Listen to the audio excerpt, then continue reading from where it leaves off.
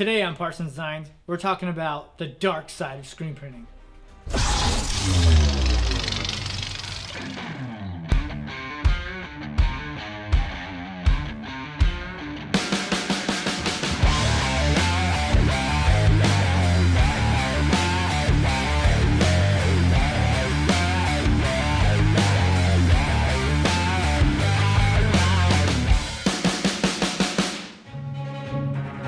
Well, hey, what's up guys? Today we're going to talk about the dark side of screen printing. And I'm calling it that because it's everything that we do before we get into the actual production of making a shirt. So we need to first come up with some cool artwork. So today we're going to be working on our slogan and motto, "You were designed to do great things," and we're going to do it Star Wars theme. So I come up with a 2-color artwork that we're going to do for that. So we're going to color separate that, then we're going to print it off on our films, then we're going to take it over to the darkroom where we can expose our films to the screen, and then we'll be able to set it up and finally get to where we can print some shirts. But for now, we're going to dig in and start with the artwork. And I highly recommend using some blue light glasses if you're a graphic designer and you're staring at the screen all day, because sometimes you can be here in the office getting artwork, quotes, and designs out, and these really do save your eyes. So I highly recommend, and I'll put a link in the description for these below. So let's get into it. All right, let's get into our color separations here. Here's the artwork that we have that we're going to be printing on black shirts. So when we're designing it all in black, we have to use white. So the hard part about that is switching it over to the film negative, and so we can print the white ink, we got to think backwards. And so I've done the separations here with my white base coat, and here's a cool little magic trick. So what you see on the black background, and then I move it out of the way, it's like the PD logo is completely gone. So we'll import our cheater marks here that we got. I got ones for the center, and then the ones on the side to line up the yellow, which I have here on page 3. And this will print over the top of the white. And so we can go ahead and get ready to print those films out so that we can take it on over to the darkroom.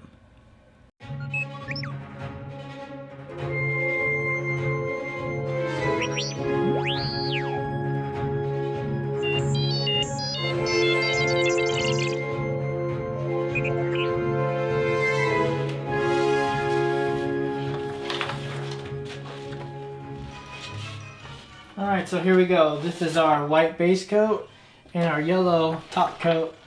And what you'll notice is that both of them are printed in black. And that's because we put the color ink on the screen. So for this screen process to even be possible, having a RIP software and a film output system is the only way you can make a good, clean, dark films so that we can even make the screen in the first place. So it's an initial investment that we have to where we can even make a screen. So next up, we'll get these things in the darkroom and get them on a screen.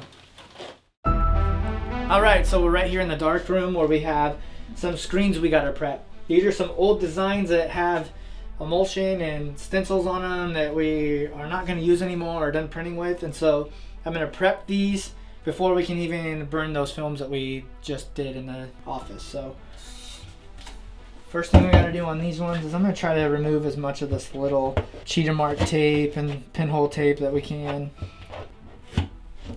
This one's just not good anymore, so we can reclaim them before we can make new ones. And that's what we're going to show you.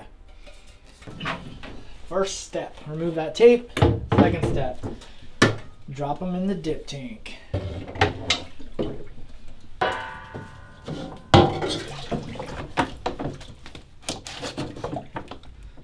Alright, so we're just going to let those soak for about 30 minutes. We'll put the lid on it and go occupy our time doing other stuff.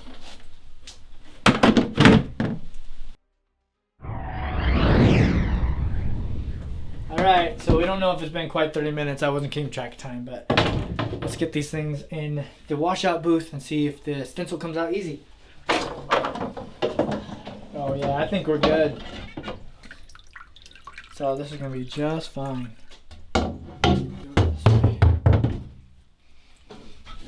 Put on your earphones for hearing protection and wash away.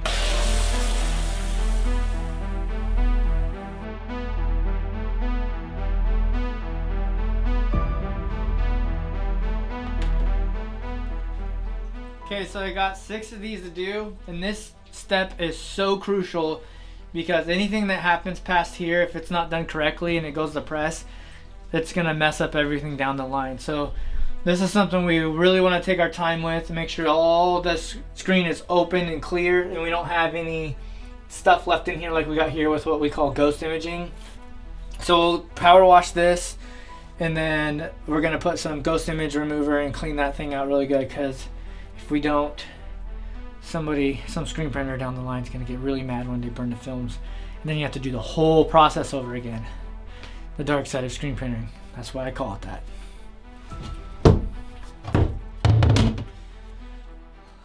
Let's get it.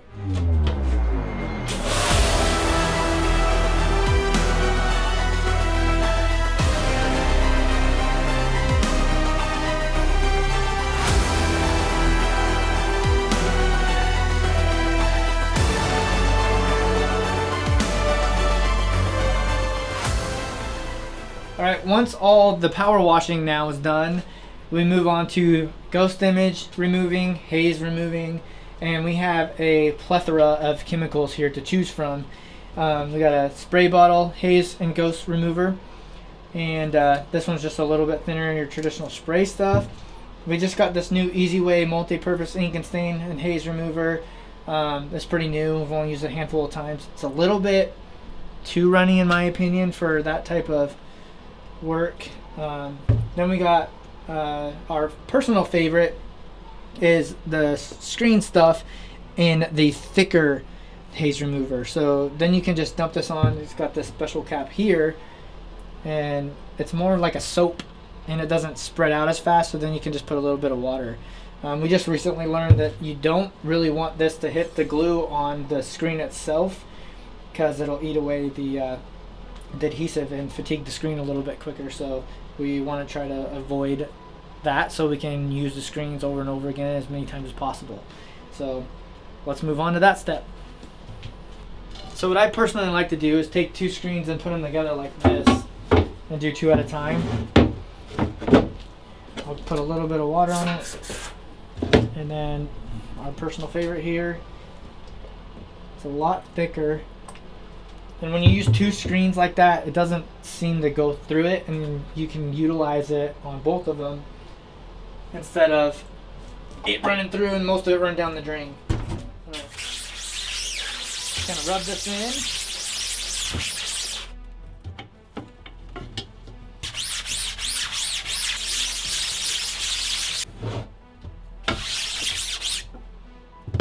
And then you actually just want to let this stuff soak. So we're just going to let it sit on there, and another moment where we just have to sit and wait. So I'm going to stick them over here out of my way. I'm going to grab 2 more screens. I'm going to do the exact same thing.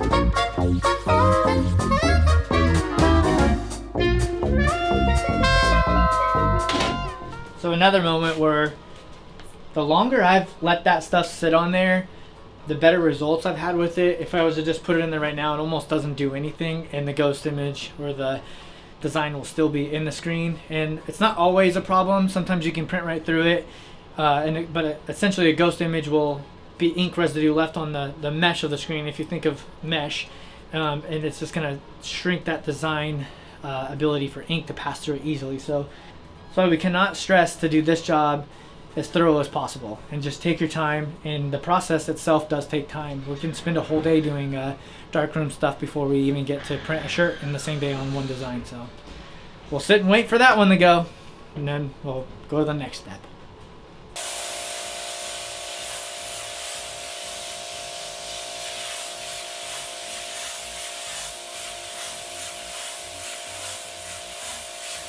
So the last step after you do the ghost image remover, you can do some chemical degreaser, and this is just to ensure that when you coat your screens, which is going to be our next step, that the emulsion will stick really well to the screen and will give us a good stencil. So here we go. With the degreaser, we don't have to use the power washer.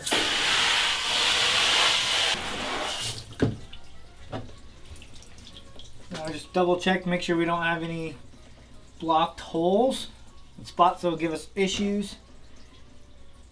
And we can let these dry, and then we'll coat them.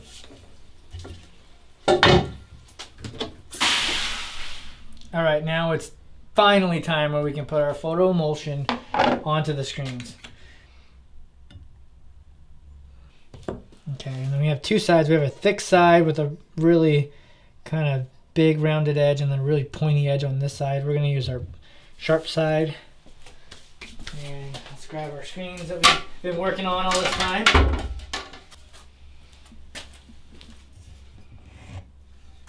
Alright, so this flat side, we're going to do the back side first. Start down here, get it all nice and even.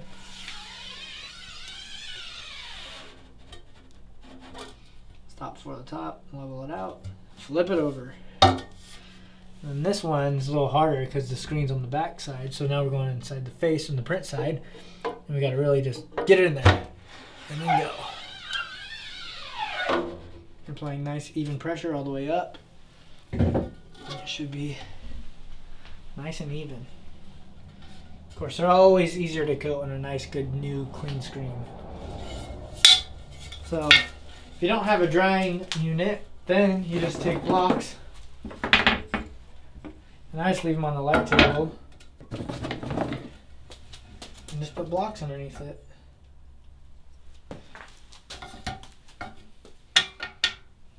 Alright, then we go to the next screen.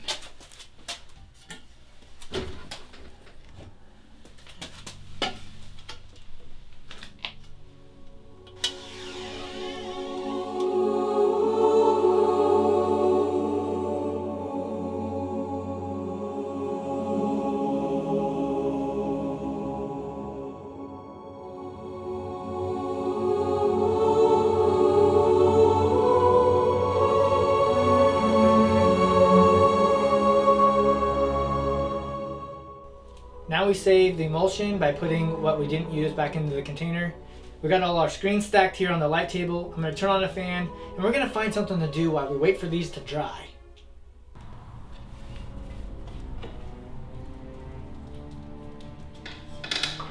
Hey, Jedi Master Bride, let's see how strong the Force is with you. Strong the Force is with me. It's on.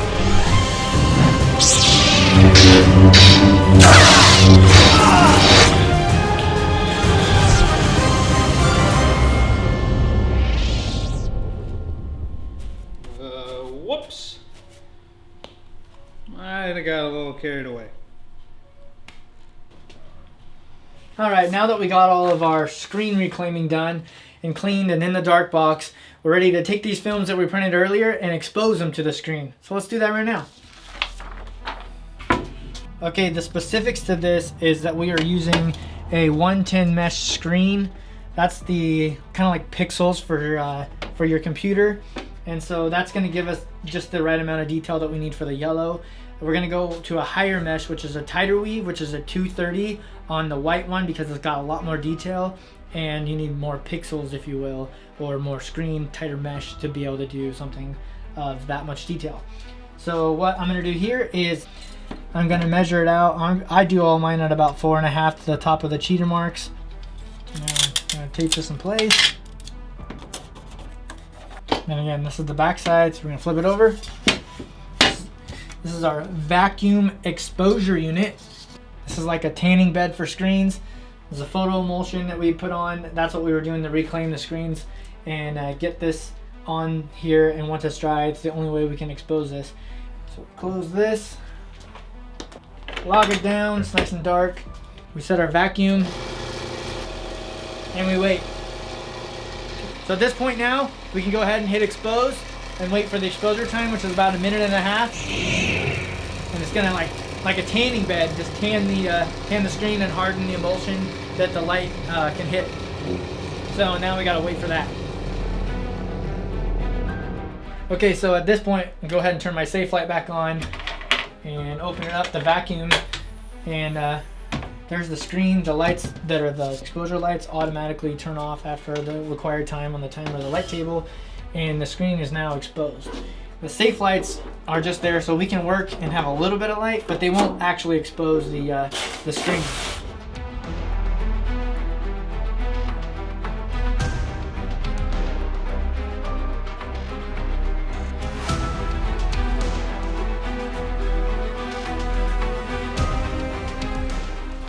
Alright, so now it's time to burn the white screen. We can do it the same way, or we can just use the force.